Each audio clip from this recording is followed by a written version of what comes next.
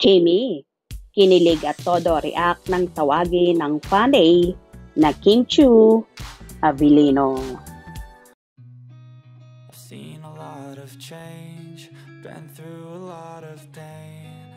Some things are not the same as they were a year ago, but all will be okay.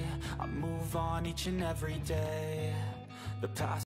Halos maglupasay sa tuwa ang mga fans ni Kim Chiu na nag-aabang sa paglakad ng dalaga sa purple carpet sa naganap na Seoul International Drama Awards 2024 nito lamang September 25. Pagbaba pa lang ng dalaga sa sasakyan ay nagsigawan na ang kanyang mga tagahanga at habang naglalakad ay pinupuri rin siya ng mga host ng naturang parangal na yon. Nagulantang naman si Chinita Princess at todo na pareact nang isigaw ng kanyang fans ang kanyang name kung saan tinawag siyang Kim Chiu Avellino, kung saan natawa si Kimi sa narinig na tila ba ay medyo kinikilig. Hindi kasi akalain ng actress na maririnig niya yon mula sa kanyang mga followers na talagang inaabangan siya. Kim Chiu Avellino! Kim Chiu Avellino! Wapa kayo Kim! Wapa kayo ang aming Kim Chiu Avellino! Kim Chiu Avellino! Wapa kayo Kim! Wapa kayo ang aming.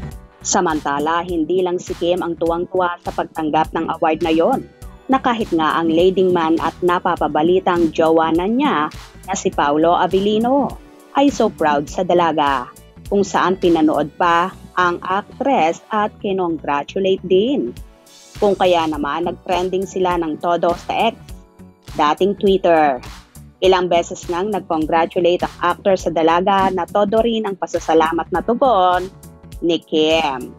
Sobra rin ang naging pasasalamat ng actress sa Seoul International Drama Award sa paghirang sa kanya bilang Most Outstanding Asian Star.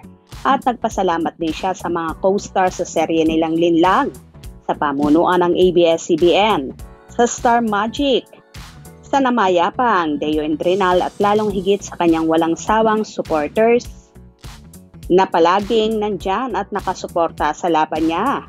Kaya grateful talaga si Kimi sa na-experience and dream come true at once in a lifetime lang daw mangyari ito sa kanya. O diba? Nakakaloka talaga ang mga tagahanga ni Chinita Princess at talagang minamanifest nila na magkatuluyan sina Kim at Paolo at maging Mrs. Avellino nga si Chinita Princess. For sure, tawang-tawa rin dito si Paolo sa mga ipinagsigawan ng fans ni Kim. Hope you enjoyed. Please subscribe for more info.